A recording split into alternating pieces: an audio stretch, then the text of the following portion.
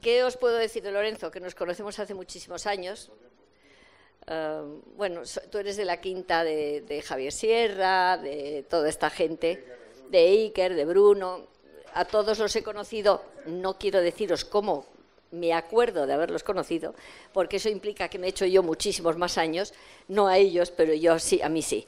Deciros que, bueno, sabéis que ahora Lorenzo es responsable como director de la revista Enigmas y Año Cero, que es escritor, es periodista. Yo digo porque si vais a comprar algún libro, que tecleen Lorenzo Fernández en la librería y os saldrán automáticamente todos los libros que él tiene. Y además, últimamente también se ha decantado por la experiencia televisiva y tiene ese programa que se llama Misterios, que yo he visto alguno y es apasionante, por donde nos haces viajar, ¿eh?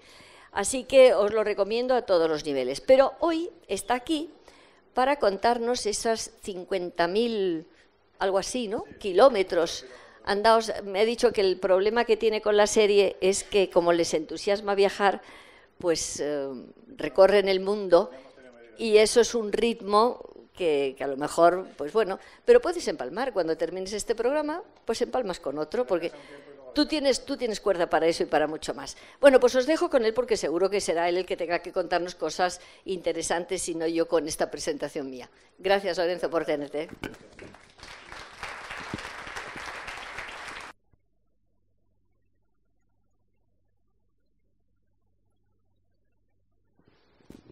Yo lo siento por los compañeros de las cámaras, pero es que a mí me gusta moverme como una culebra. Si me siento aquí, lo paso mal.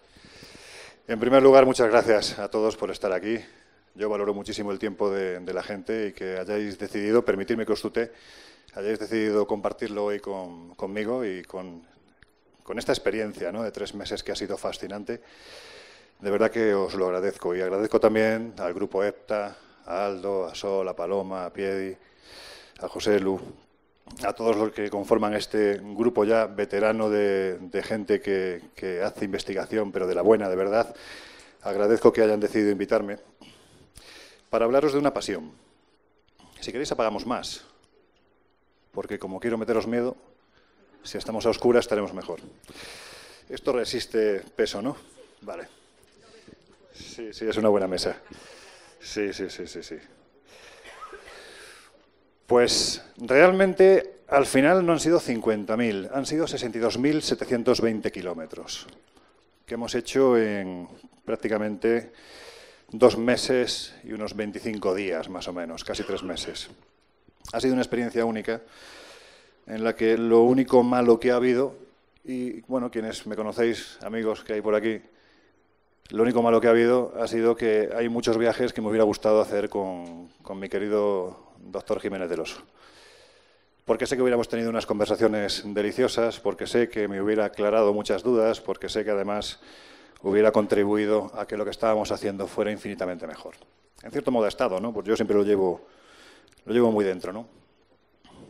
Me gustaría empezar este viaje que vamos a hacer a lo largo de esta tarde. Primera pregunta, Sol, ¿cuánto tiempo tengo? Vale, tú me cortas.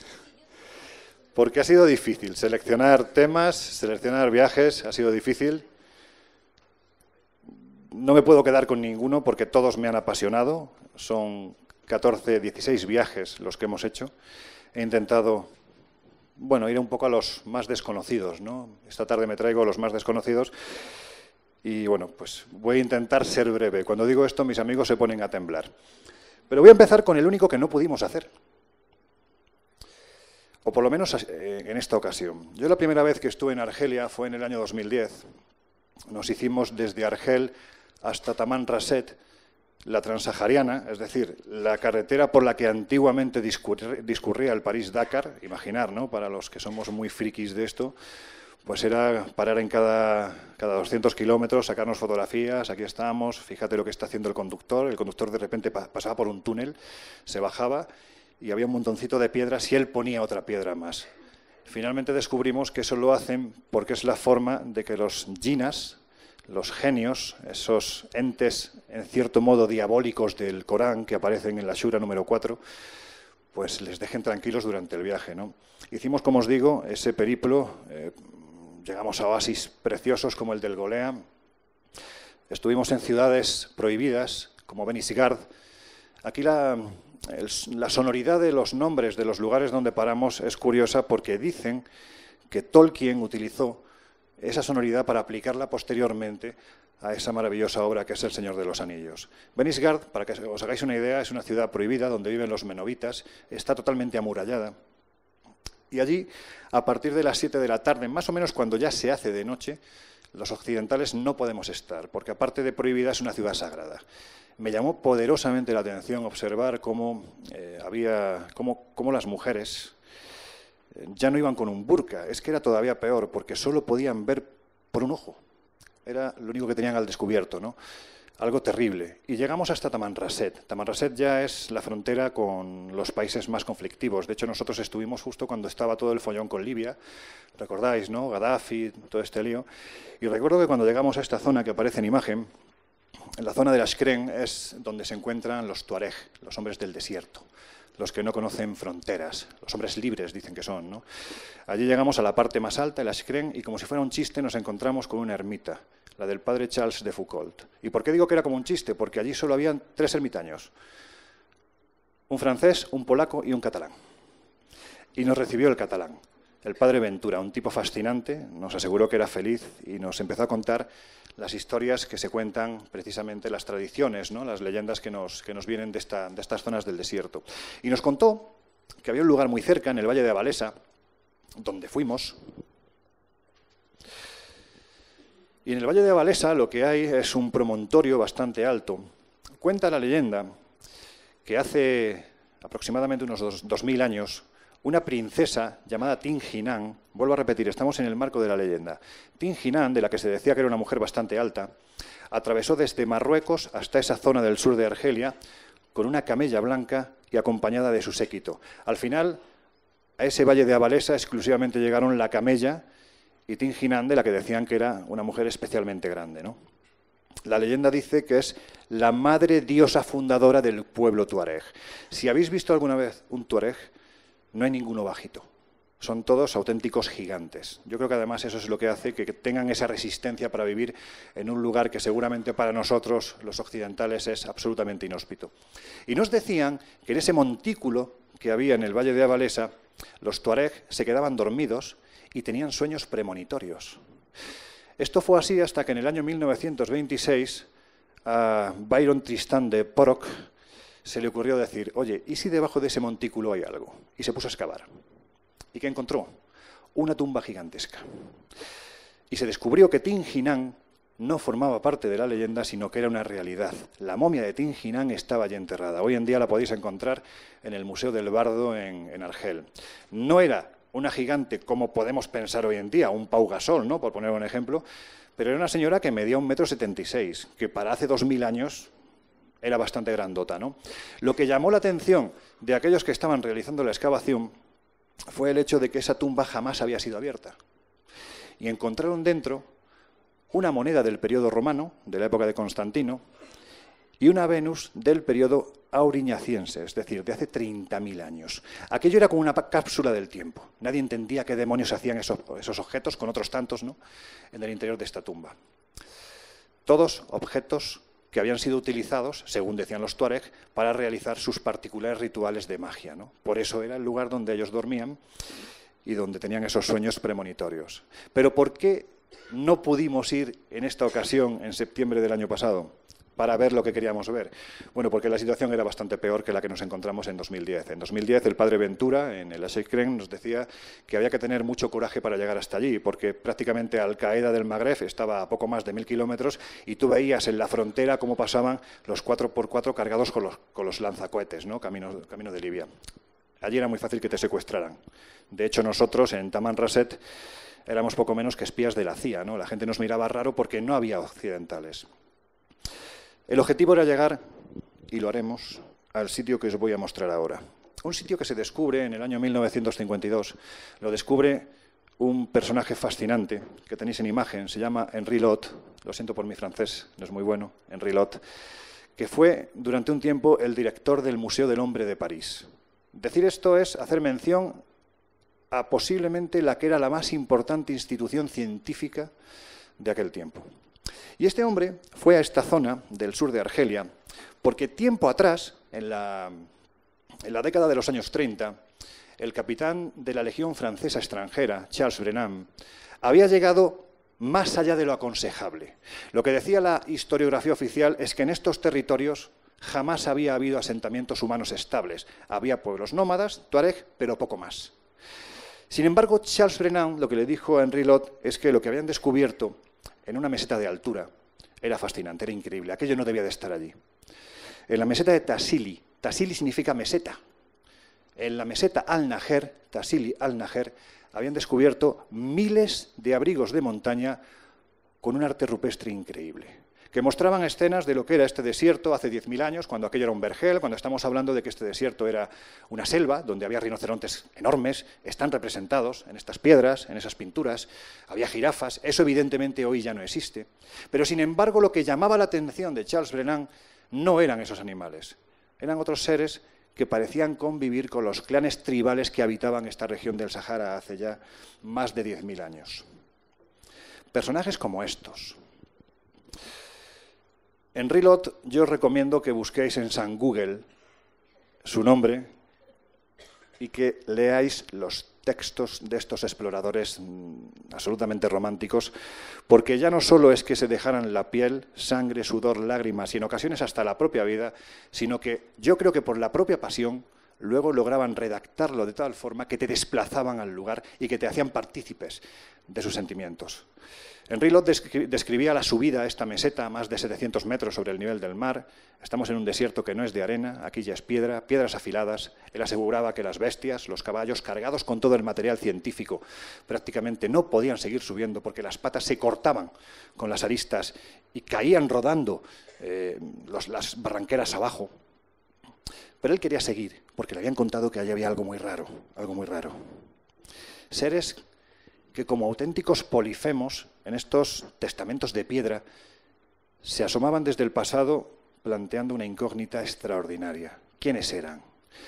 Seres que, si estuviera aquí mi querido amigo Miguel Pedrero, diría que son extraterrestres. La verdad es que hay que echarle poca imaginación. Son los dioses de esta gente. ¿De dónde venían esos dioses? La antropología nos dice que el hombre del pasado no tenía especial imaginación para crear el arte rupestre. Es decir, pintaba lo que veía. Seguramente en ocasiones lo adornaba porque para ello se servía de las plantas de poder. Si nos vamos a América, tenemos el San Pedro, tenemos el peyote, tenemos la ayahuasca, la inyección del sapo, todos estos productos que para los chamanes te abren el puente que une lo visible y lo invisible. Y tú puedes pintar y puedes adornar, pero siempre partiendo de una experiencia previa. Y generalmente con una intención, crear una magia simpática. Si yo pinto un animal y unos cazadores alrededor, es para que al día siguiente la caza me vaya bien. Entonces, ¿qué demonios hacía esta gente? Sobrevolando las escenas, generalmente con 4 dedos. Fijaros si llamó la atención de este hombre lo que se encontró en lo que a partir de ese instante fue bautizado como la Capilla Sistina del Desierto, que en la zona de Yabarén, la traducción es los gigantes, se encontró con una figura a la que definió como el gran dios marciano. Vuelvo a repetir un nombre de ciencia. Aquel ser medía más de 5 metros, se abalanzaba desde el abrigo de montaña a aquellos que de repente se encontraban con esta escena fascinante frente a frente, con un solo ojo. ¿Quiénes demonios eran estos personajes? Los dioses. Fijaros, yo miro estas escenas y sinceramente, a mí, lo que me evocan es que más que del pasado parece que vienen del futuro. Sobrevolando a los clanes tribales. Tienes escenas como la que se conoce, la que llaman el rapto, donde vemos a una serie de señoras en avanzado estado de gestación, están yendo de la mano, siendo conducidas por estos polifemos con pinta de astronautas al interior de lo que aparentemente son burbujas. La arqueología nos dice que no son burbujas, que eran las cabañas en las que habitaba esta gente. Es curioso porque apenas hay representaciones de esas cabañas, por lo tanto no sabemos cómo eran, porque hoy en día, evidentemente, no se construye así. Aquí tenéis a esos polifemos extraños, Los dioses. ¿De dónde venían los dioses? Casi siempre de las estrellas. El hombre entonces tenía la posibilidad de disfrutar no de la caja tonta, no veían Sálvame, y miraban hacia arriba, y sabían más que nosotros. Miramos al hombre del pasado con soberbia, yo siempre lo digo.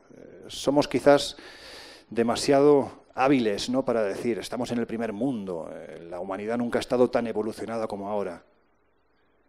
¿Cuántos de vosotros tiene más de 20 números de teléfono memorizados? ¿Cuántos de vosotros, si os sueltan en mitad de un bosque con los ojos vendados de noche, cuando os quitéis la venda, sabéis salir manejando una brújula o mirando las estrellas? El hombre del pasado sabía hacerlo a la perfección. Entonces la pregunta es, ¿realmente hemos evolucionado o hemos ido hacia atrás como los cangrejos? Este fue el comienzo, que no pudimos hacer, porque la situación en Argelia estaba bastante complicada. Y decidimos cambiar de destino, pero buscando algo parecido. Ese destino, evidentemente, tenía que llevarnos a África y a otro de los lugares donde la magia se puede palpar, Egipto. En Egipto, en esta zona, en el Khan el-Jalili, tuve la oportunidad, esto es algo que vais a poder ver mañana, así que voy a hacer un poco de spoiler. Quienes tengáis a bien ver la serie a partir de las 10:30 en D-Max. Bueno, pues ahí tuve la oportunidad de juntarme con un queridísimo amigo que nos ha acompañado ya en algunos viajes, Juan Friedman. Es un auténtico sabio. Yo creo que ni él mismo sabe la de veces que ha estado en Egipto. Cuando quedamos con él en el célebre Café de los Espejos, uno de los lugares más carismáticos que te puedes encontrar en el Zoco del Cairo, el objetivo era seguir los pasos de otro explorador, arqueólogo, egiptólogo de finales del XIX. Aquel hombre se llamaba Gastón Maspero.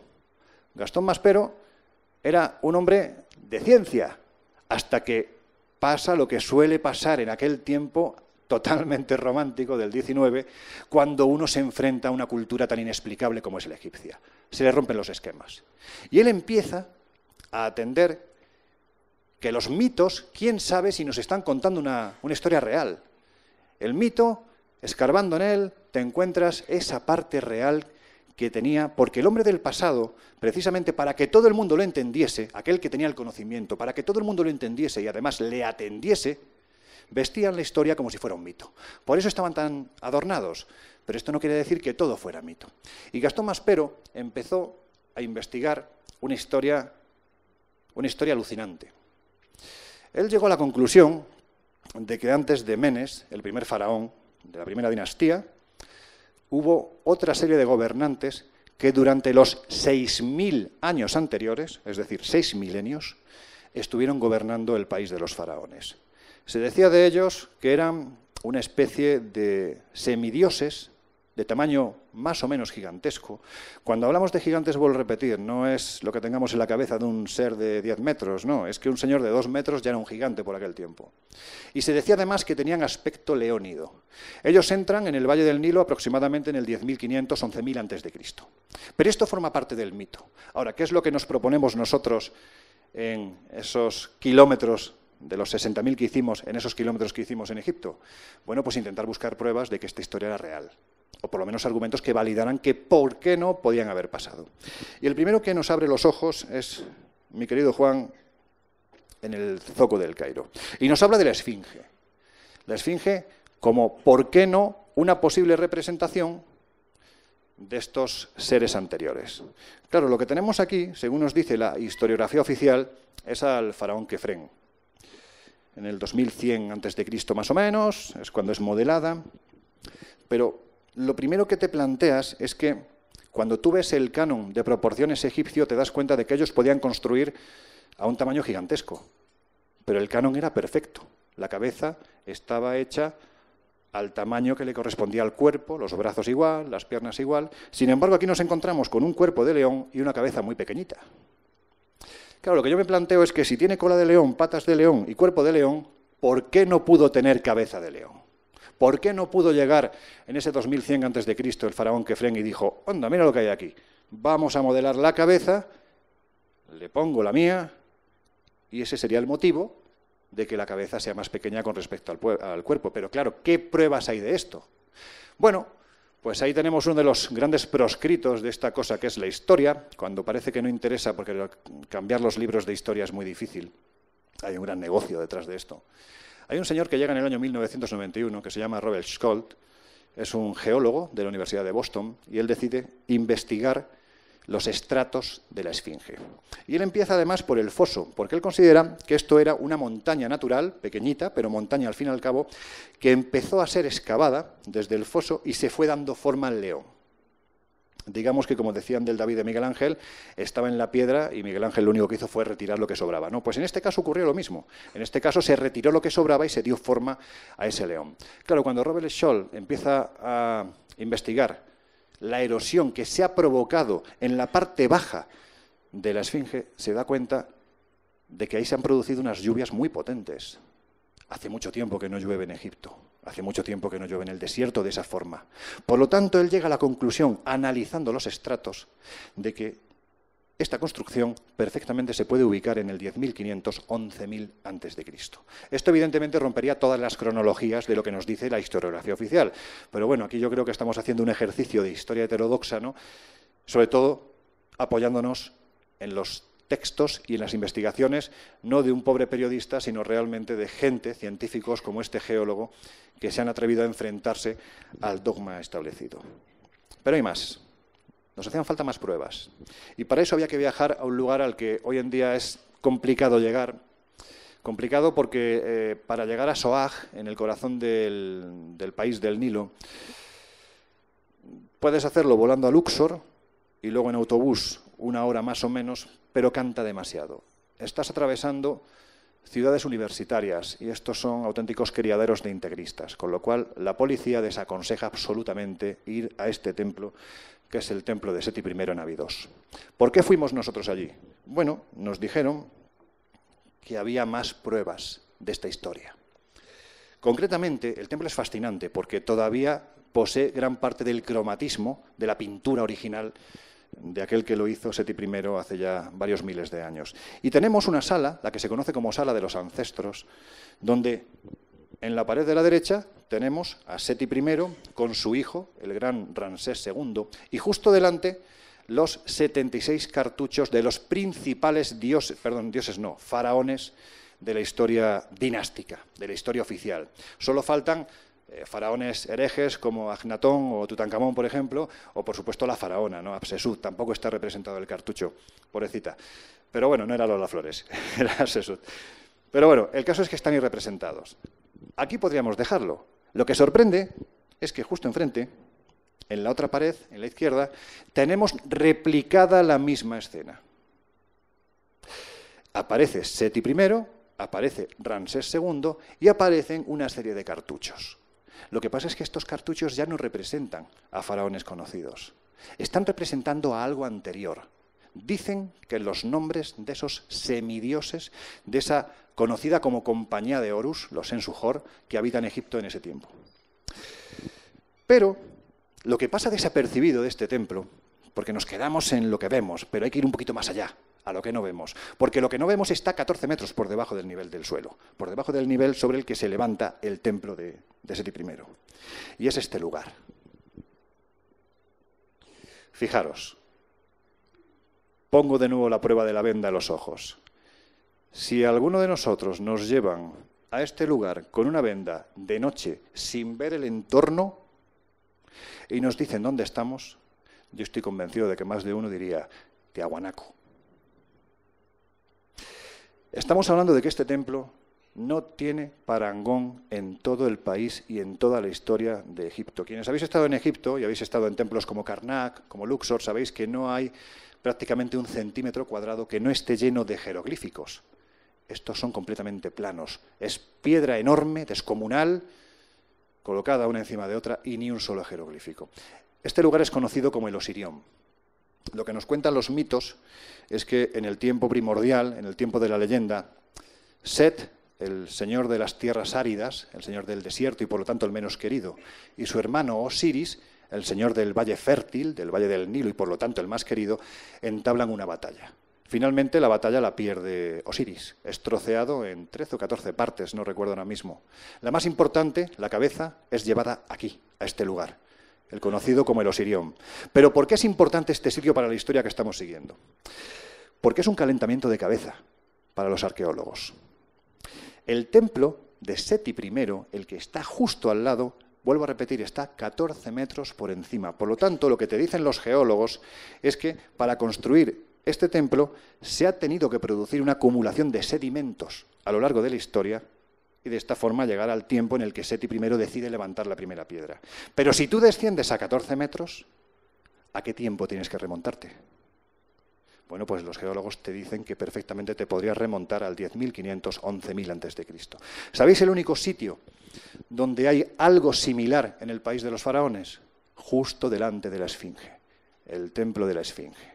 Es alucinante, porque cuando uno lo observa, si te dicen que te traslades por unos instantes a la calle Atún Rumilloc, en el Cuzco, en el ombligo del mundo, en la capital del incanato, verás que el tipo de técnica constructiva es la misma. Lo más fácil en el pasado, ¿qué sería? Colocar una piedra encima de otra. No, esta gente coge piedras de varias toneladas, entre medias ponen una de varios kilos, a continuación ponen una de varios ángulos. La técnica constructiva es rarísima y, por supuesto, ningún jeroglífico. Nos están remontando a ese pasado fascinante, que además ya lo advierte otro documento, más allá del propio Sirión, más allá de los estudios que se han hecho en la Esfinge, más allá de la Sala de los Ancestros, hay un documento que es el Canon de Turín, el Papiro de Turín.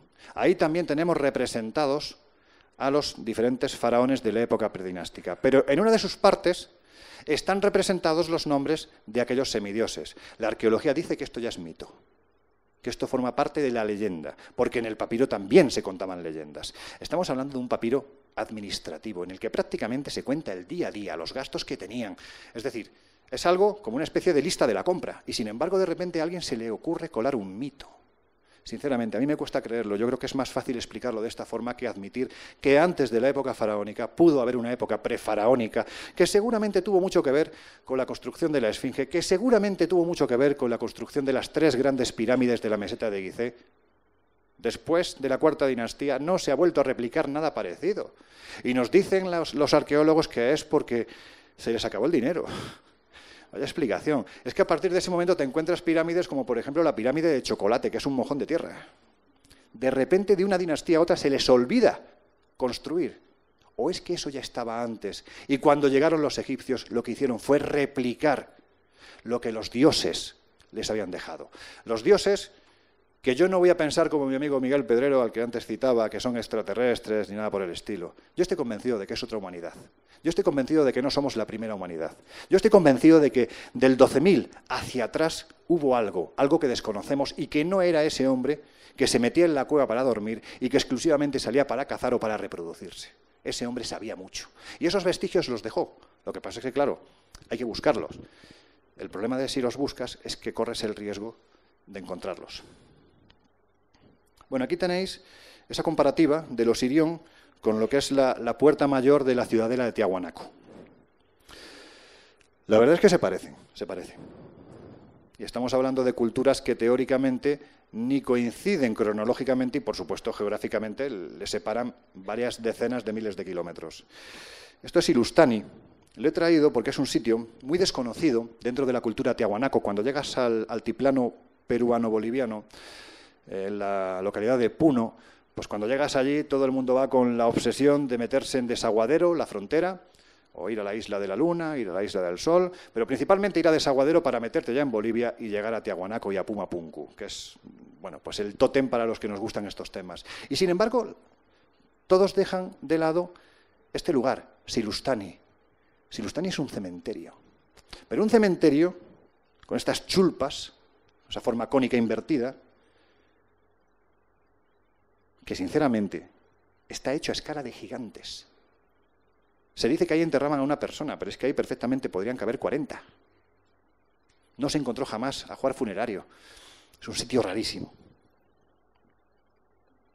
Pero para raro, precisamente el seguimiento que hacemos a lo largo de estos kilómetros nos llevan a este lugar donde se encuentra la pirámide escalonada de Saqqara en el recinto funerario del rey Zoser.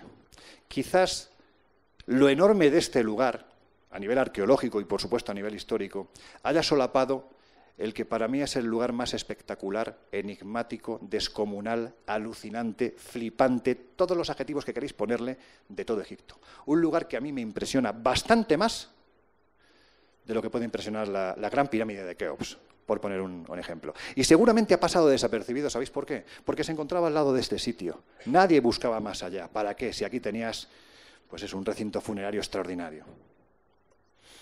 El Serapeum. Tuvimos la oportunidad de estar allí, ¿verdad? No hace mucho. Claro, yo pienso, si estos semidioses gigantes existieron, ¿por qué no se les pudo hacer un mausoleo? ¿Por qué no pudieron ser enterrados en algún lugar? Bueno, pues cuando entras en el Serapeum te das cuenta de que realmente, si ese lugar existe, podría ser este. Podría ser este. Estamos hablando de que para llegar al Serapeum tienes que descender varias escaleras, meterte aproximadamente unos 8 metros por debajo de las arenas del desierto. Esto es descubierto o redescubierto en la segunda mitad del siglo XIX por el gran Auguste Mariette, el padre de la egiptología, el fundador del Museo del Cairo. Y él lo redescubre porque había oído de textos, por ejemplo, de Herodoto, ese auténtico viajero del pasado, ¿no? Pues había leído que había un lugar en el desierto, debajo de las arenas, que tenía unos sarcófagos fascinantes. Joder, fascinante, se quedó corto. Las galerías, allí no hay nadie. Cuando llegas te sorprende ver un lugar tan alucinante y estás solo. Y lo que te encuentras es esto. Esta tapa, los arqueólogos presuponen que pesa unas 20 toneladas. Este sarcófago presuponen que pesa 80 toneladas.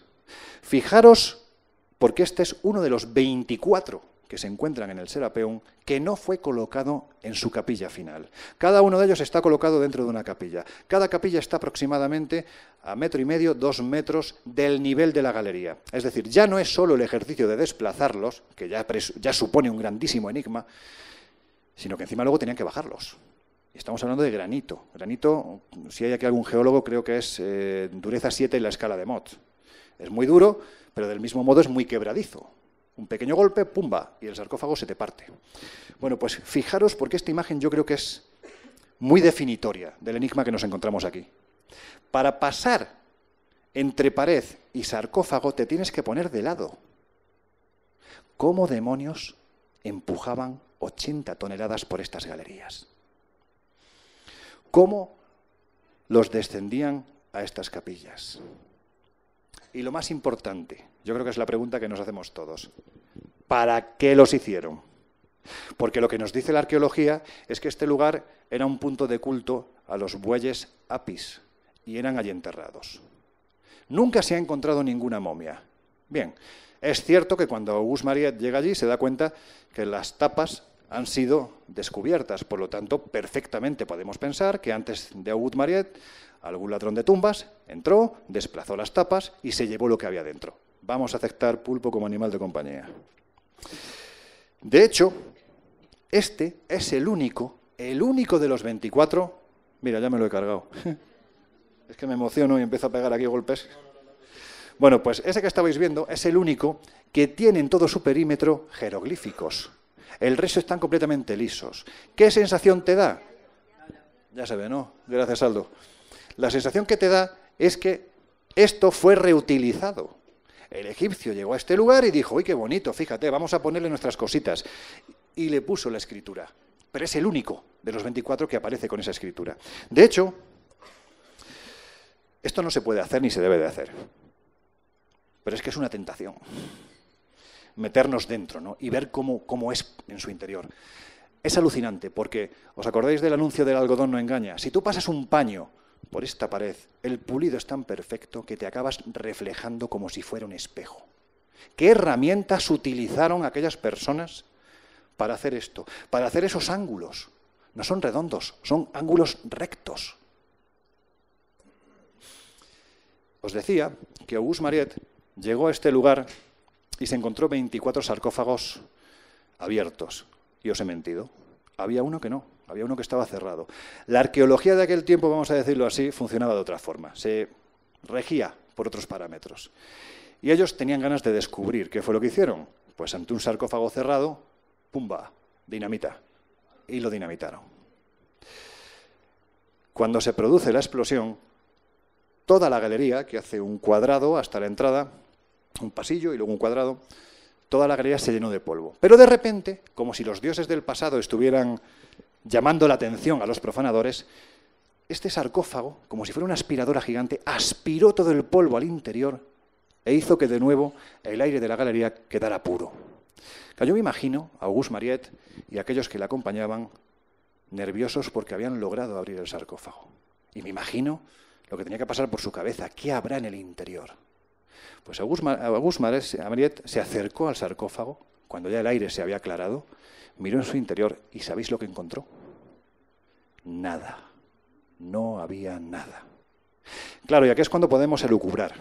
Y yo me voy a esos dioses del pasado, que si tuvieron un lugar de enterramiento, se decía que eran gigantes. Aquí tenemos sarcófagos gigantes. Tenemos una gran incógnita, no sabemos cómo fueron construidos, para qué y cómo fueron desplazados. Y yo me planteo, y sé que esto es una herejía terrible, así que ya de primeras pido perdón, pero ¿cuál es la tumba más conocida del planeta? Venga, no es pregunta de matemáticas. El Santo Sepulcro de Jerusalén. ¿Y qué es lo que hay en el Santo Sepulcro de Jerusalén? Nada. ¿Por qué? Porque dicen que resucitó. Dicen que está todo inventado, ¿no? Pues ahí lo dejamos. Y seguimos de viaje, y seguimos buscando esos personajes que parecen repetirse, ¿no? Esos gigantes extraños, esos seres que parecen repetirse en las diferentes culturas del pasado. Aquí tenemos, por ejemplo, en el sur de Perú, casi ya en la frontera con Chile, en el que se conoce como desierto de Toro Muerto. Yo no he visto ni una vaca ni un toro pastando allí, con lo cual entiendo que de ahí viene el nombre. Y está lleno con más de 5.000 piedras totalmente grabadas. Era mucho más joven. Y en esas piedras te encuentras personajes como estos, los danzantes. El de arriba le llamamos el señor Bombilla. ¿Cómo recuerda, en un grabado, pero cómo recuerda a las pinturas de Tassili? Parece que hay, es que es muy fuerte decir esto, pero es como si en el pasado hubiera habido una humanidad muy similar, muy diferente, que además compartió conocimiento. Y ese conocimiento lo dejó plasmado en piedra, en arte rupestre y en arquitectura. Chan, chan. Y eso nos lleva al lugar donde, las piedras de Ica, al lugar donde seguramente se ha generado más debate, más polémica, donde se ha dicho que todo era falso. Y sin embargo, yo era de los primeros que pensaba, la primera vez que estuve en Ica, estaba convencido, la soberbia de ser más joven, ¿no?, que aquello era un fraude evidente además. Más de 10.000 piedras. Un señor, el doctor Javier Cabrera de Arquea. ¿Sabéis cómo empieza la historia de Ica? Tú sí, ya sé que lo sabes. Las piedras de Ica, la primera, se la regala al doctor Cabrera en el año 1966. Un amigo, Félix Llosa se llamaba, por su cumpleaños. Le regala una piedra que la ha encontrado en el cercano desierto de Ocucaje. Ahí, dependiendo de los textos que leamos, se nos dice que o bien fue traída de una tumba o bien fue extraída de la argamasa del desierto. No nos ponemos de acuerdo, pero lo cierto es que esa piedra se la regala al doctor Cabrera porque tiene unos grabados muy raros. Le dice, mira, tú que te gustan las cosas de arqueología, la utilizas de pisapapeles. La piedra que le regala no es como la que vemos aquí, como la que estamos viendo. Estas piedras ya, vamos a decirlo así, han sido tratadas. El color de la piedra original es un tono ocre. Es la piedra que hay en ese desierto. Lo que pasa es que el doctor Cabrera dice, vamos a ver, aquí hay algo, ¿pero qué es? Y decide recubrir de betún la piedra, echarla al fuego y cuando ya se ha secado descubre que tiene un mensaje oculto. Es lo que se hace sucesivamente con el resto de piedras. De hecho, él decide acudir a un huaquero, de los que huaqueaban las tumbas, de los que robaban las tumbas, un hombre tremendamente pobre, y le dice, por cada piedra que me traigas te daré una cantidad de soles. Claro, yo entiendo que alguien que se está comiendo los grillos cada día, que no tiene para alimentar a su familia, pues es muy probable que ese hombre, que además era bastante habilidoso, hiciera piedras. ¿Pero esto ya invalida de por sí que todas sean falsas? Yo creo que no. Pero en aquel tiempo pensaba que sí. Hasta que, tiempo después, aquí podéis ver cómo estaban, de hecho, antes de ese terrible terremoto que se produjo en Ica y en Pisco, arrasó prácticamente con las dos poblaciones, y en la casa del doctor Cabrera, una casa colonial, aguantó un poquitín, pero la vez que estuvimos después del terremoto era una pena ver todo caído, en fin, era un desastre. Yo a este hombre, aparte de que lo quería mucho, creía mucho en lo que él decía. Y cuando todo el mundo defendía que las piedras de Ica eran un fraude, tanto el doctor Jiménez del Oso como Juan José Benítez defendían que no, que ahí había cosas que no se podían explicar. Había escenas de cirugía avanzada, de operaciones de corazón, que habían sido representadas o a él le habían llegado antes de que en el año 67, creo que fue, en Cape Town, en Sudáfrica, se realiza el primer trasplante de corazón. Y en esas piedras, antes de que se realice ese primer trasplante, ya había representaciones de lo que el doctor Cabrera llamaba esta humanidad gliptolítica, los gliptolitos, esas piedras con ese mensaje. Bueno, pues él estaba convencido de que eso era anterior, ¿no? Pero había escenas también, quizás las más polémicas, independientemente de constelaciones, de astros, de cómo podía estar el planeta en un tiempo muy primigenio a nivel continental.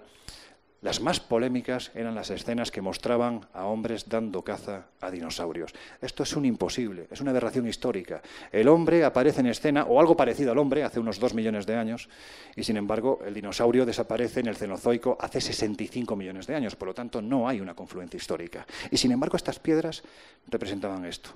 Por eso al doctor Cabrera, un hombre, un prohombre, un hombre de ciencia, que impartía clases en la universidad, que nunca había creído en estas cosas, de repente le rompen los esquemas y a partir de ese instante se convierte en un proscrito. Es atacado absolutamente por todos, al punto de que él mismo llega a decir que la arqueología, el problema de la arqueología peruana es que no interesa a los arqueólogos peruanos.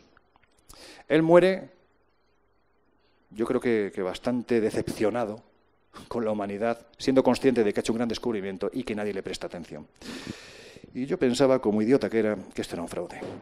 Hasta que decidimos realizar en el año 2010 una expedición a la zona norte de Perú, concretamente a la frontera de Perú con Ecuador, es selva de montaña. Y fuimos porque mi querido amigo Juan José Revenga, uno de los mejores exploradores que tenemos en España, le llegó una información procedente de esta zona en la forma de fotografías en muy mal estado, prácticamente no se veía nada, pero lo que mostraban era lo suficientemente interesante como para plantearse ir. Ahora, te arriesgabas, porque podía ser un fraude, podía ser una malinterpretación, podía ser mentira. Lo que mostraban aquellas escenas era alucinante y decidimos ir. Hemos vuelto el verano pasado para rodar para la serie. Nos han recibido además en la comunidad de Llamón, es una comunidad nativa que se encuentra en la zona más alta de la montaña, con los chavales que allí hay, pues pidiendo que por favor se defienda el arte rupestre que hay en esta zona, porque allí los arqueólogos, salvo mi querido amigo Quirino Olivera, que pelea contra viento y marea para que se defienda este arte rupestre que se está deshaciendo literalmente, pues ellos también querían defender su patrimonio. Nadie les hace caso. Y empezó la expedición. Dura porque tenéis que pensar que aquí tienes que ir acompañado de gente que sabe manejarse por los senderos de montaña. En el año, si fue en el 81, ahí me baila un poco la memoria. Por esa fecha hubo un conflicto entre Perú y Ecuador, el conflicto de Paquisha.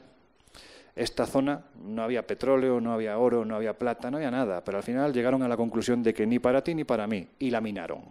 Toda esa zona está minada, por lo tanto tienes que ir con alguien que sepa manejarse por estos senderos de montaña. ¿Quiénes son los que mejor se manejan por estos senderos de montaña? Pues precisamente los señores del Frente Revolucionario Tupac Amaru, los antiguos Tupac Amaru, que ya se han integrado digamos que a la órbita política de la región del Amazonas. Y con ellos fuimos y llegamos a los primeros abrigos de montaña. Y nos encontramos escenas que, sinceramente, sobrecogían porque parecía que habían sido pintadas ayer mismo. La claridad de las pinturas, el cromatismo era brutal.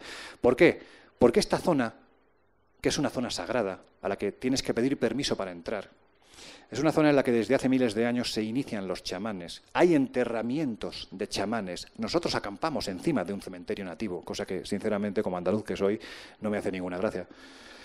Pero estabas allí y fuimos acompañados por un chamán. Aquí plantamos el campamento. Fue una noche rara. Pasaron cosas extrañas. Ya se lo conté aquí a mis compañeros de viaje. Fue una noche extraña porque el chamán, nosotros queríamos que hiciera un pago a la Pachamama para rendir nuestros respetos a la Madre Tierra, que todo lo puede y a todos nos cuida, ¿no?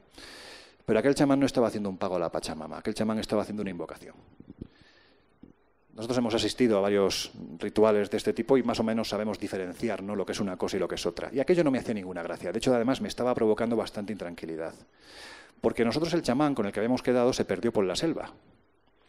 Y este señor que nos acompañaba, que era el alcalde, vamos a decirlo así, de la comunidad nativa, de repente nos dijo, bueno, pues yo no soy chamán, pero soy aprendiz de chamán. Bueno, pues mire, mejor que yo lo va a hacer seguro, con lo cual, venga, si quiere haga usted el pago. Yo imaginaba que iba a coger el líquido, lo iba a verter en el suelo y poco más. Pero es que este hombre de repente saca el kit de chamán, y saca hojas de coca, y saca saumerio, y saca agua de rosas, y lo llevaba todo oculto. Digo, este señor se ha venido demasiado preparado. Bueno, fue una noche bastante particular, en la que no sé qué fue lo que hizo, a mí me dejó totalmente ido, es decir, un momento en que yo empecé a alucinar, creo que aquel hombre que tenía delante, el chamán, no era la persona que había venido con nosotros, la cara le había cambiado completamente, estaba como rejuvenecido, no paraba de mirarme a través del fuego, la sonrisa que empezaba a mostrarme era una sonrisa absolutamente diabólica, no me gustó nada, o sea, os podéis hacer a la idea de que, claro, cuando estamos en un rodaje, si yo soy el que sale delante de la cámara, es que no puedo moverme, no me puedo ir, y yo en ese momento no aguanté más y cogí y me largué. Mis compañeros me miraron diciendo, ¿pero qué le pasa? No sé qué fue lo que me hizo, pero aquello me dejó bastante conmovido, sorprendido y asustado. De hecho, toda la noche dormí sobre el suelo, esa arena, con el cementerio debajo, pensando que en cualquier momento me iban a rascar la barriga, ¿no? Pero seguimos, y vimos escenas como estas, ¿no? Dicen que son chamanes.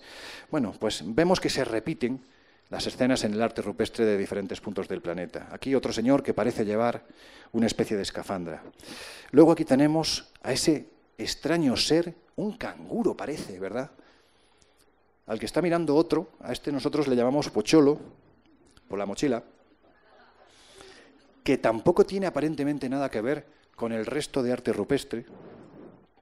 Otro personaje que parece tener un lacito en la cabeza, dicen que es un chamán, pero la escena que nos rompe los esquemas y nos lleva a pensar en esa otra humanidad que está siendo un poco el hilo conductor de esta charla, la que defendía el doctor Cabrera, que por qué no pudo habitar en este lugar y hace menos tiempo del que pensamos.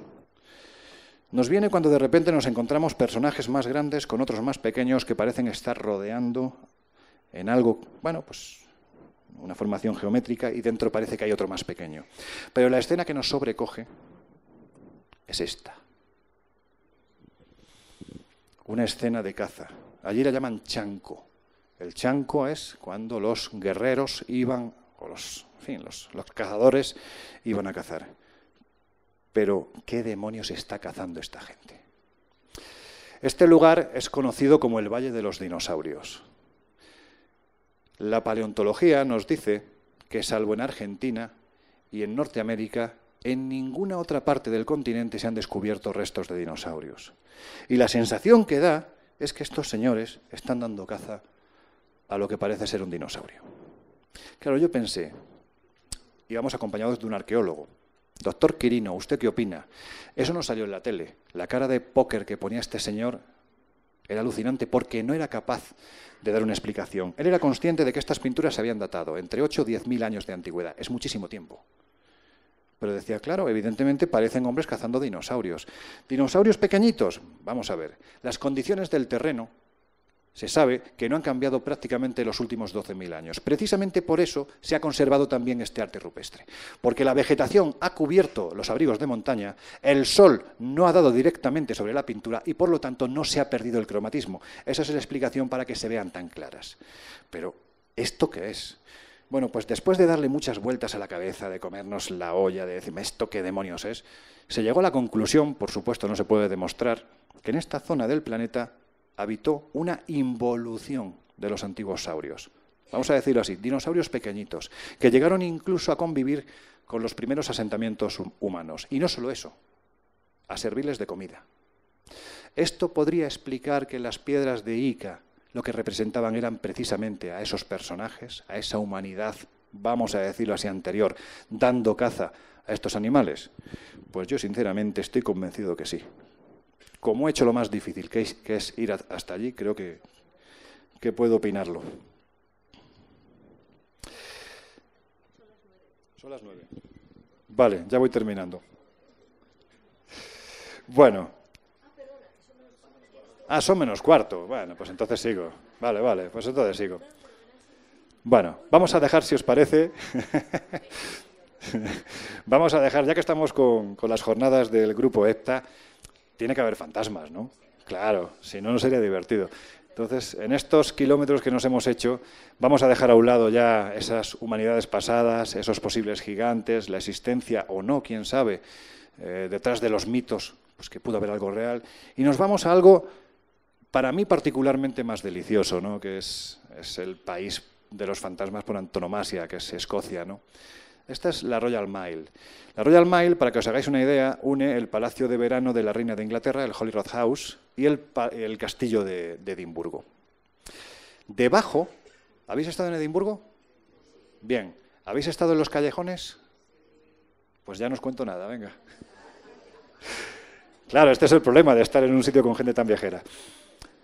Bueno, pues uno de los lugares donde quisimos entrar es este callejón, el callejón de Mary King, el Mary King's Close.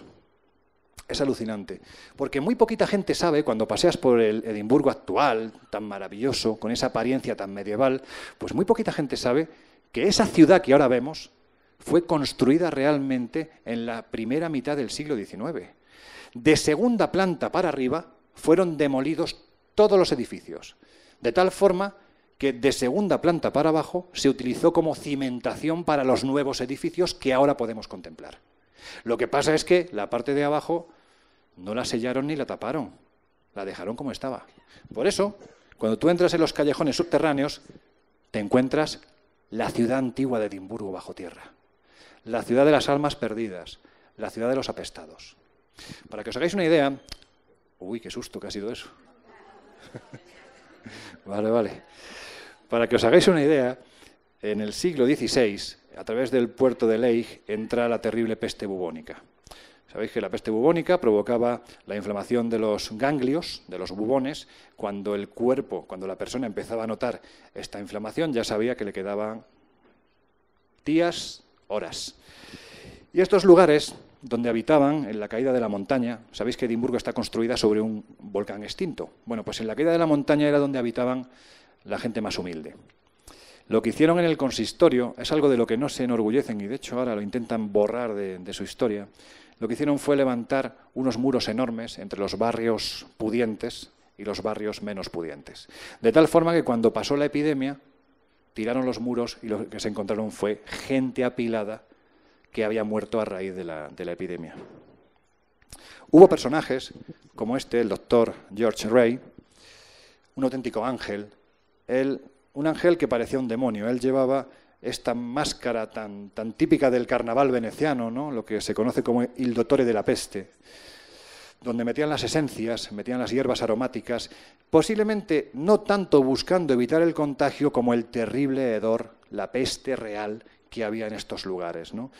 El doctor George Ray, además, tuvo la fortuna de que no solo salvó mucha gente, sino que además no murió. Fue uno de los pocos médicos que no murió en aquella época y está ahí representado. Pero si hay un lugar fantástico en el Mary King Close, es la casa de Annie.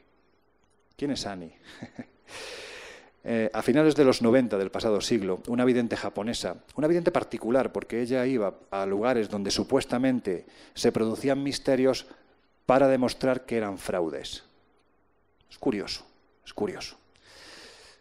Esto a veces lo hace también la tele. No todo el mundo tiene la buena praxis que tiene mi amiga Paloma. Pues el caso es que esta mujer llegó a este lugar y de repente entró en trance.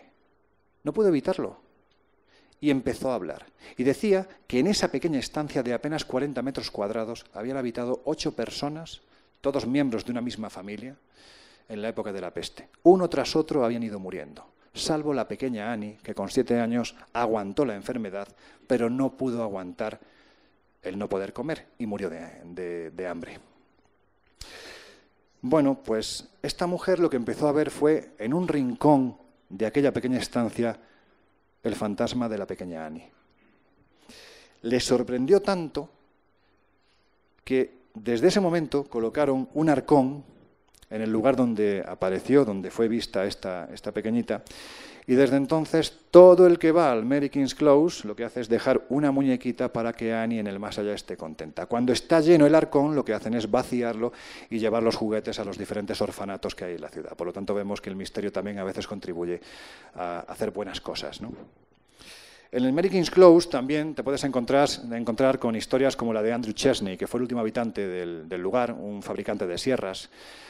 A finales del 19, principios del 20, literalmente ya lo echaron de allí. Y hoy en día dicen que si quieres entrar en la casa de Chesney, os aseguro que es fascinante porque según vas descendiendo, voy a ponerlo otra vez, porque vas descendiendo esta calle, da la sensación de que la colada se mueve. Allí no hay viento, estamos bajo tierra. Vale, tiene los auriculares puestos. Nada, tú sigue lo tuyo. Bueno, pues dicen que para entrar en la casa de Chesney tienes que golpear 3 veces, porque corres el riesgo de que te agreda. Dicen que provoca fenómenos poltergeist tremendamente violentos. No le gusta que nadie le moleste en ese más allá en el que se encuentra. Era refunfuñón en vida y parece ser que después de esta se ha convertido en un hombre bastante más hosco todavía. Pero claro, si vamos a Edimburgo no podemos dejar de visitar el cementerio de Greyfriars.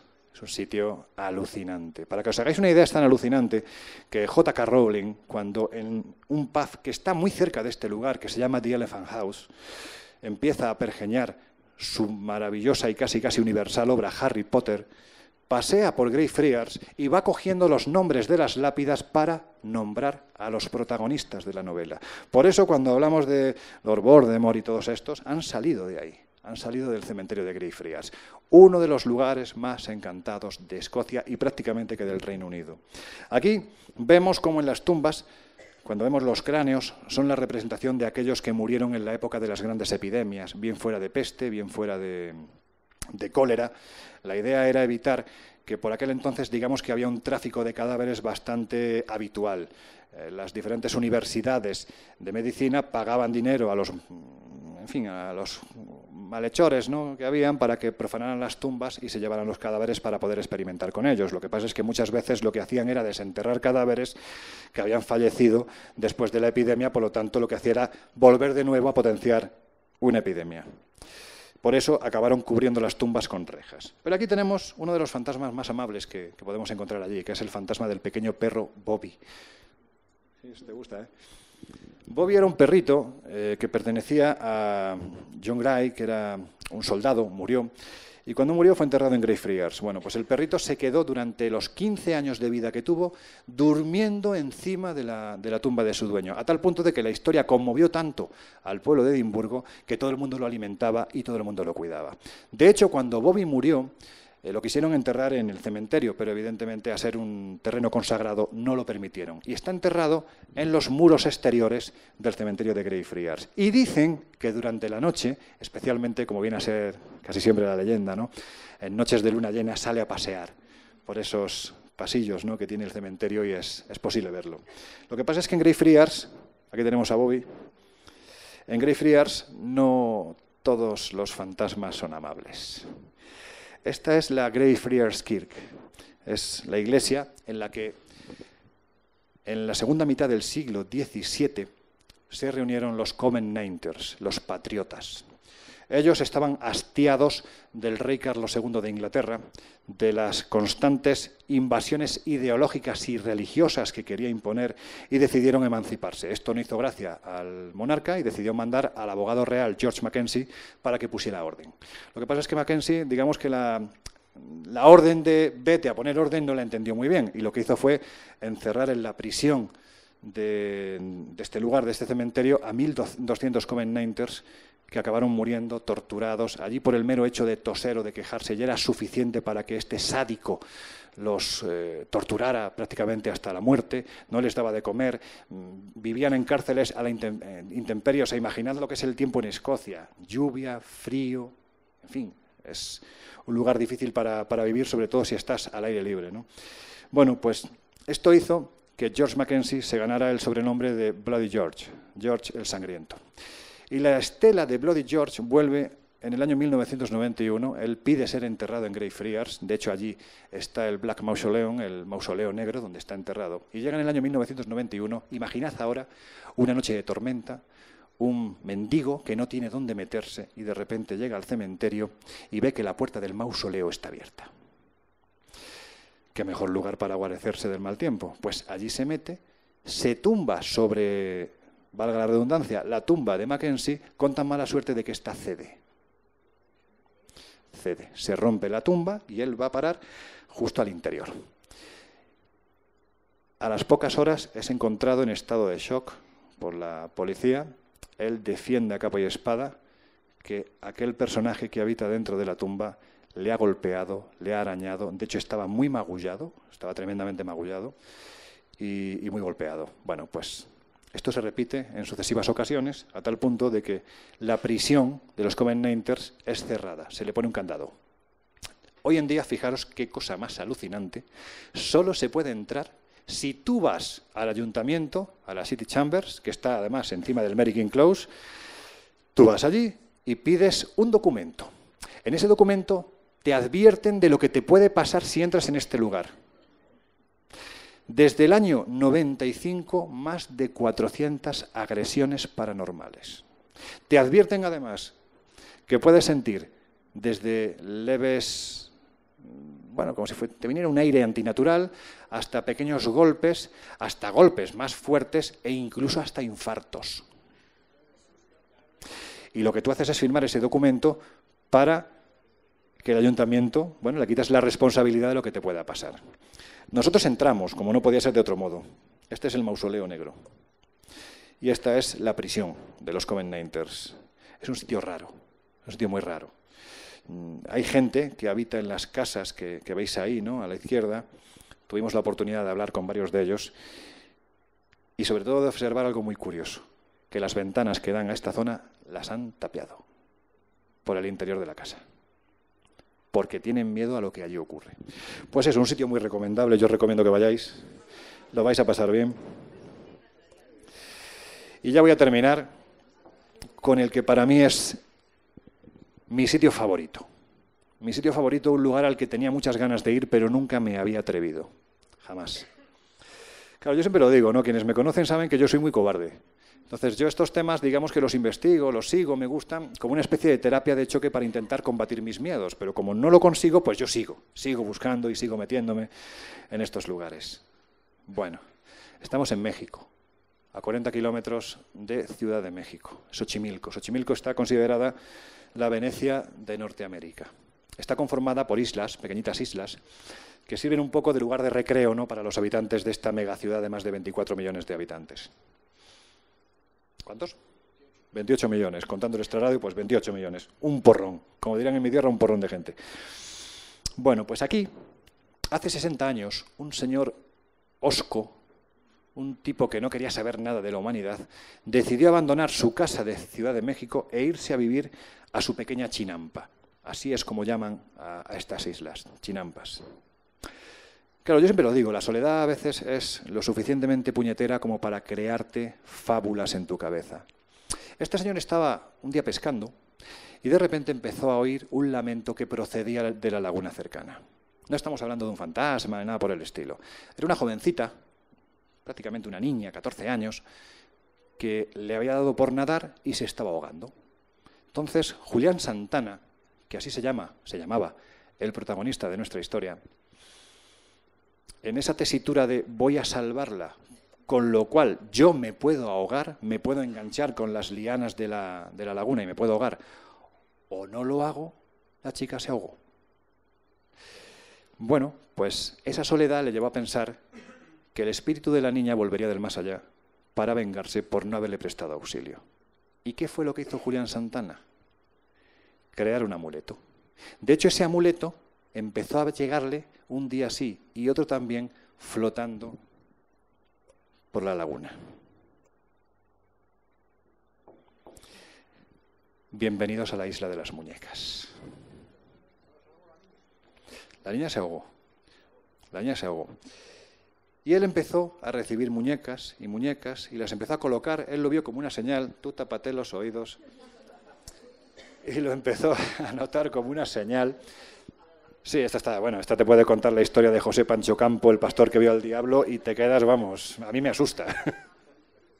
Bueno, el caso es que él pensó que era, bueno, pues un regalo que algo desde el otro lado le estaba haciendo para protegerse. Y empezó a llenar su isla de muñecas. Empezó a colgarlas de los árboles, de las alambradas, a tal punto de que al cabo de un tiempo había más de había 2.998 muñecas. Es el máximo que se ha llegado a contabilizar.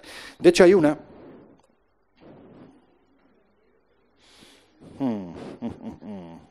Imaginad esto cuando sales de aquí de noche. Mañana emitimos, precisamente es el último reportaje del último capítulo de la serie, el de la Isla de las Muñecas. Y ya veréis que cuando yo me marcho de allí, la cara que tengo es de vámonos de aquí, que ya se ha hecho de noche. Sí, impone muchísimo, sobre todo cuando conoces la historia de lo que ocurrió allí. Allí tienes, quizás la más carismática, la más conocida es esta, la Agustinica. La Agustinica se llama así porque fue encontrada el día de San Agustín. Esta muñeca tiene 50 años y la verdad es que se conserva bastante bien. Está colocada como en un altar y de hecho dicen que es tremendamente protectora, benefactora. Tú le pides cosas y ella te lo puede llegar a conceder. Eso sí, si te lo concede estás obligado a volver al año siguiente para darle las gracias. Y es curioso ver cómo en esa cesta te encuentras desde estampas de santos, te encuentras monedas, pulseras, billetes, teléfonos móviles, en fin, cada uno da lo que más aprecia, entiendo. Y dicen que es muy benefactora. Bueno, aquí tenemos a Anastasio Santana, es un tío auténtico. Cuando los que nos dedicamos a estos temas hablamos de testigos perfectos, es aquel hombre que no tiene nada que ganar, nada que perder, que te transmite una verdad contundente. Bueno, pues Anastasio Santana, sobrino de Julián Santana, es de ese perfil de testigo. Él lleva viviendo allí en la isla desde que tenía 4 años, prácticamente lo crió su tío. En el año 2001, él recuerda cómo después de sembrar, como él decía, la calabacita, su tío Julián se fue al lugar donde da comienzo toda esta historia a pescar, posiblemente porque era el que más le gustaba. De hecho, en ese lugar hoy en día ves la cruz que recuerda la muerte de la niña. Y él estaba pescando y de repente empezó a decir: hay que ver el pescadote, hay que ver la sirena que parece que viene a por mí. Le voy a cantar una canción. Los familiares se quedaron extrañados, no sabían qué estaba viendo este hombre, pero según termina de cantar la canción, le da un infarto, sale rodando la pequeña colina abajo y lo encuentran flotando en el mismo lugar donde da comienzo esta historia. Pero lo interesante es que en su caída se enredó con las muñecas y lo encontraron flotando y rodeado de muñecas. Por eso allí dicen que a Julián Santana se lo llevaron las muñecas. Esto te lo cuenta este señor de noche y te aseguro que dan unas ganas de salir zumbando de allí. De hecho, claro, yo le preguntaba, que yo creo que es la pregunta lógica, ¿no? Anastasio, ¿y usted no tiene miedo de vivir aquí? Dice, bueno, claro. Dice, claro, hay noches en las que oigo. Dice, mi tío caminaba con unos tenis y un bastoncito. Dice, claro, oigo los golpes de los pasos y el bastoncito, los pasos y el bastoncito. Tápate los oídos. Y de repente, las muñecas que empiezan a llorar. Y yo digo, pero Anastasio, las muñecas tienen pilas. Dice, no, llevan más de 10 años sin pilas, con la maquinaria oxidada. Y empiezan a llorar. Claro, después de esto, imaginad, ¿no? Ganas de quedarse, pues pocas. Ya voy a terminar. Ya iba a hacer el último recorrido por uno de los lugares maravillosos que tuve la oportunidad de viajar en un viaje absolutamente iniciático con algunos amigos que están aquí.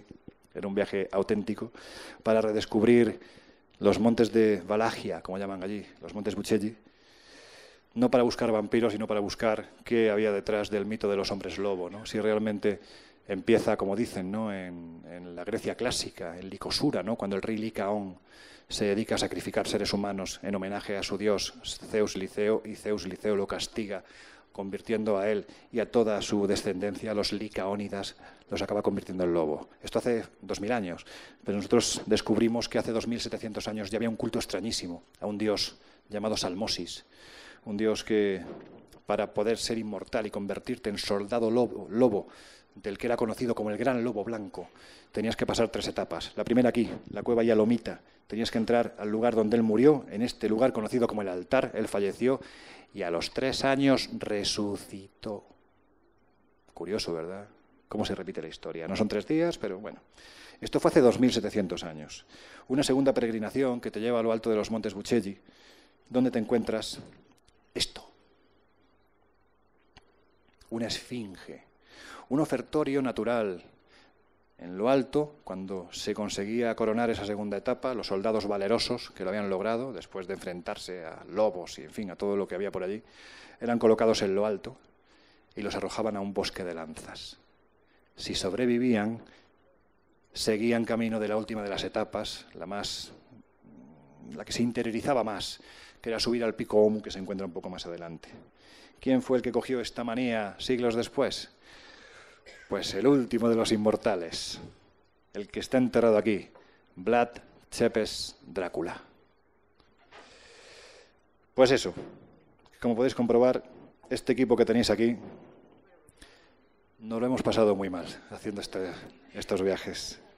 Podía estar aquí de verdad horas y horas y horas y horas contándoos anécdotas, historias, lugares maravillosos que hay en el mundo, pero por encima de todo me gustaría, más que querer, ¿no? Me gustaría que os quedarais con una idea, ¿no? Que nos queda mucho que aprender. Que por encima de todo, a mí me enseñaron cuando estudiaba la carrera, que para ser periodista, y eso yo lo he aplicado creo que a todos los aspectos de mi vida, y sobre todo cuando viajas te das cuenta de que tiene que ser así, tienes que aplicar las 3 H's. Habilidad, humor y la más importante de todas, que es la que te enseñan los viajes y la gente que conoces, la humildad. Por encima de todo, la humildad. Dicho lo cual, dejo de daros la tabarra, ha sido un placer, de verdad, muchísimas gracias.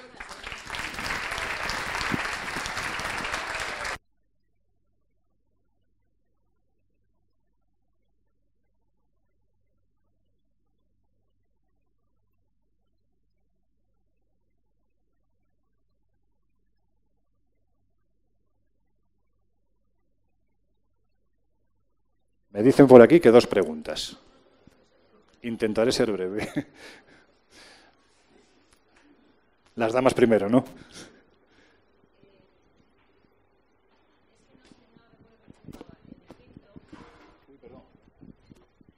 En Egipto, en esa zona funeraria que había algo que parecían 2 chimeneas, que decías que era una zona funeraria. ¿Por qué sabíais que era una zona funeraria? Quiero decir, ¿no habéis encontrado un lugar funerario? ¿Encontrasteis huesos? ¿Encontrasteis restos de algo? ¿Por qué sabíais que era eso? Bueno, pregunta Paloma eso, ¿no? Las 2 chulpas que habéis visto, eso es Silustani, es el altiplano, esta es la zona peruana del altiplano. ¿Que por qué sabemos que aquello eran tumbas? Pues porque lo dice la historia, te lo dice la arqueología, que aquello eran tumbas, pero realmente no se ha encontrado jamás ni un solo cadáver. Por lo tanto, podemos elucubrar con lo que queramos. Tú entras, mira, cuando entras en Silustani, lo primero que te sorprende, aparte de que en la lejanía ves estas torres inmensas, que da la sensación de que si no han servido para enterrar a gigantes, sí están hechas a escala gigantesca, te llama la atención como justo en la entrada, lo primero que tienes que hacer para acceder al recinto es meterte en un laberinto, hacer todo el laberinto, y cuando sales ya has hecho el recorrido iniciático. ¿Qué demonios hace un símbolo, vamos a decirlo así, tan universal que encontramos prácticamente en todas las grandes culturas del pasado y también, por supuesto, en las culturas más contemporáneas, en la Edad Media, en fin, solo hay que irse a Chartres, ¿no?, para ver qué hace eso ahí? Bueno, pues es que yo parto de la idea, Paloma, de que allí ocurre lo que ocurre, por ejemplo, en España, ¿no? Cuando tú encuentras algo que no sabes datar y no sabes de qué época es, Tartesos. Te vas a América. Cuando encuentras un yacimiento que dices, bueno, ¿esto de qué época será? Unos cabezones enormes que tienen un aspecto negroide. Olmeca. Porque no sabemos ni lo que son los olmecas, ni sabemos realmente lo que era Tartesos. Y, por supuesto, pues si hablamos ya de Teotihuacán, pues fíjate. O sea, es que no lo sabemos. Pero hay que ser lo suficientemente humilde para admitirlo, porque es la forma de poder empezar a contar la historia. Mira, hay una historia que a mí me contó un buen amigo, Fatih, que es... ¿Te acuerdas de Tarek en Egipto? ¿Te acuerdas, no? ¿Os acordáis de Tarek? Es que hemos viajado ya tantas veces juntos que ya, vamos, ya no sé dónde hemos estado juntos. Bueno, pues Tarek es un arqueólogo oficialista, él ha trabajado durante muchísimos años, ha sido el segundo de ese superarqueólogo que es Zahi Hawass, habéis oído hablar todos, ¿no? El señor este del sombrero que descubre muchas tumbas para National Geographic. Bueno, pues él defendía siempre, ya sabéis, era muy rígido, ¿no?, a la hora de hacer su defensa. Pero sin embargo, Fatih, que también es arqueólogo, pero es un arqueólogo heterodoxo, decía, vamos a ver, si todavía no sabemos si las 3 pirámides que tenemos delante son, como dicen ellos, Jufu, Khafra y Menkaure, es decir, Keops, Kefren y Micerinos, porque se sabe que entre Kefren y Micerinos hubo otro faraón que se llamaba Deodefre. ¿Qué pasó con Deodefre? ¿Que no le hicieron pirámide? Lo que él defiende es que cambiar ahora mismo tanto texto, tanto libro de historia para poner que las pirámides son las de Keops, Kefren y Deodefre cuesta mucho. Entonces yo creo que nos conformamos con lo primero que pillamos. ¿Son tumbas de la época preinca? Pues tumbas de la época preinca. Da igual, aunque no se haya encontrado ningún cuerpo, aunque aquello no tenga nada que ver con estructuras preincas que sí se conoce y se sabe que son preincas. Y allí está, a un tamaño bastante grande para que quien quiera investigarlo lo investigue, pero nadie lo hace. Perfectamente.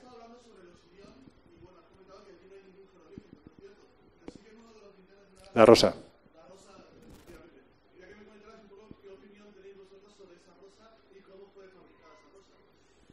Vamos a ver, es muy habitual en el Osirión que vayan grupos especialmente muy vinculados a la nueva era, ¿no?, para realizar allí pues una serie de meditaciones, estas cosas, ¿no? Y hay en uno de los pedruscos que habéis visto del Osirión, concretamente en una de las caras internas, hay lo que parece una rosa. Es una formación.